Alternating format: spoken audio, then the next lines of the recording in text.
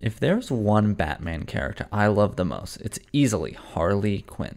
Ever since I saw the mad gesture in the original Batman animated series, I've just always fallen in love with her. And so when I heard that they were going to be making a full-fledged solo Harley Quinn animated series, I didn't really care that much. It's even strange for me to think about because, as I said, I love this character, and I'm surprised it took me so long to finally catch up to the series. But after a couple of recommendations, I finally ended up checking it out on HBO Max, and I loved it. It has everything you could want and more. It's got great performances, brilliant writing, spectacular animation, and it's like actually legitimately funny. What if I run into Chad and he asks me where we stand? I mean, sure, he gave me the weekend. But it would be awkward not to talk about it. But if we did talk about it, oh my God, it'd be just as awkward. Ah, I'm being ripped apart. I'm gonna text my counselor. Oh my God, you're a fucking clay monster. Forget about Chad for 5 seconds and do your goddamn job. Okay, that one gets me every time. So for the rest of this video, I'm going to try and explain why it is I love this show so much. And for those of you who don't want to be spoiled, I'm just going to really quick give my 2 cents. I'd say Season 1 is a 9 out of 10, and Season 2 an 8 out of 10. And it should be pretty obvious, but there's going to be spoilers from here on out, so if you haven't seen this show, please click away, and definitely go watch it. I'd definitely say it's amazing. So what is this show about? Well, it's kind of obvious in the title. It's about the clown princess of crime, Harley Quinn. But even more than that, what the show's really about is who Harley Quinn is. Because for the longest time, and even till now, a lot of people just think of her as the Joker's girlfriend. And much like a lot of other iterations of this story, what the show is really about is who Harley Quinn is without the Joker. And so she has to answer one simple question. Who is Harley Quinn? A question she's never been able to answer because she's quite literally had others' expectations thrust upon her. And I suppose that brings us to the sorta antagonist of the show, the Joker. Costume? No, I didn't have fun. The Joker is the embodiment of everything that Harley is struggling against throughout the show. Not just her abuser, but also all of the people that constantly doubt her. And so throughout the show, she constantly has to prove everything to everyone, which not only creates an interesting and compelling protagonist, but also allows for near infinite amount of conflict. And I suppose I should bring this up as well. Joker and Harley's relationship in any medium has always been the worst relationship ever. And I mean that. This is worse than Edward and Bella. This is worse than Billy and Sydney. This is the worst relationship I have ever seen. But just because Harley loses her first love, does that mean she should give up on love at all? No. Because though she loses her old love, she can find that again in new love. Which brings us to Poison Ivy. I don't believe it's a big shock for it to be revealed that a major part of this show is the blossoming romance between Poison Ivy and Harley Quinn. After all, it's something that's happened a lot in the comics and is being much more pushed as a mainstream topic. And while you can say a lot of things about it, this show handles it excellently because of the relationship between these two. Throughout the show, we constantly see them as friends and see them acting together. And as we all know, the best relationships start off as great friendships. And a central point of the show, especially in the beginning, is the relationship between these two. So by the end, it only comes naturally that they eventually fall in love. But it's not only Harley and Ivy's relationship that's important, it's also the relationship of Harley's crew.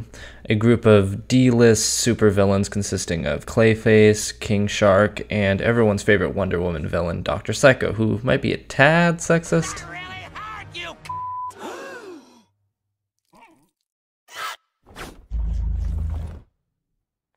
But seriously, all joking aside, this central idea of the crew is sort of the heart and soul of the show. Think a Guardians of the Galaxy style motley crew that, despite constantly bickering and fighting and saying that they hate each other, always end up sticking up for each other and actually loving each other. Nowhere is this more clear than the Season 2 premiere where Harley gets frozen in a block of ice and the gang works together to come and save her, despite all having the ability to just leave her frozen forever. Yeah.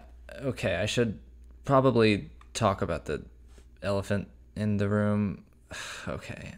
So in the season 2 finale, it's revealed that Dr. Psycho was actually evil the whole time. Well, they're all kind of evil, but he's actually gonna betray them, and he tries to kill them, and he kind of enslaves them, and this is... Okay, this is really bad. I'm not gonna try and lie. Not only does this completely destroy the idea of their whole crew actually liking each other, which is very important because that's the heart and soul of the entire show, but it also just doesn't work from a villainy point of view. Like, if you want to make Psycho a twist villain, the reason why this doesn't work is because throughout this entire show, Psycho has been nothing but a pathetic and really, really weak villain. Like, that's his whole character trait, is that he constantly says that he's evil and that he was in the Legion of Doom and everything, but the joke is that he's actually just a whiny little crybaby. So it doesn't not only work from a writing perspective with breaking apart the crew, but it also just doesn't work because nobody's afraid of him. However, this does allow us to get some insight into Harley's character, because throughout the show, people have constantly been telling her that she's actually a hero, including Batgirl. And, oh yeah, I guess I forgot to mention that Batgirl's in the show, and she's also, like, really funny.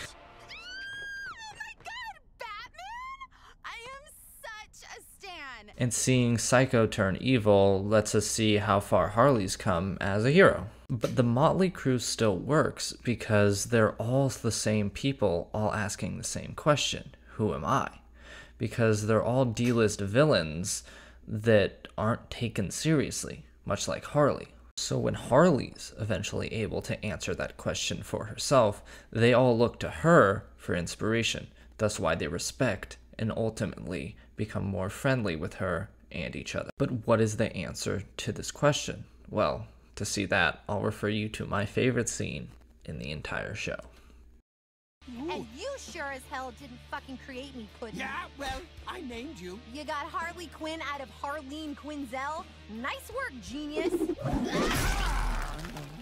You didn't make me, Joker. I made myself. I made myself is Harley's answer to this question. When faced with her literal demons inside her mind, that's what she can tell them. That's how she can remain confident. And that's what she can show everyone else. I love this scene not just because of how obviously on the nose it is, but also what she says. My real origin story didn't happen here. It happened in your lair. I wasn't wearing this costume, and believe me, I wasn't saying you were a dream come true. I was saying, go fuck yourself. It's not only about the abused rising up and finally taking action, but it's also about her being able to answer that question. Who is Harley Quinn? But really, who is Harley Quinn? And for that, I'm finally gonna stop talking and let her show you herself. You know I love you. Bye, Ive.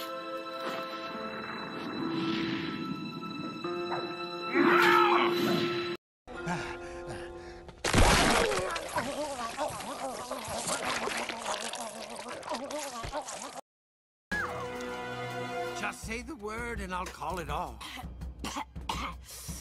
Till death do us part. Oh, fine. Killer.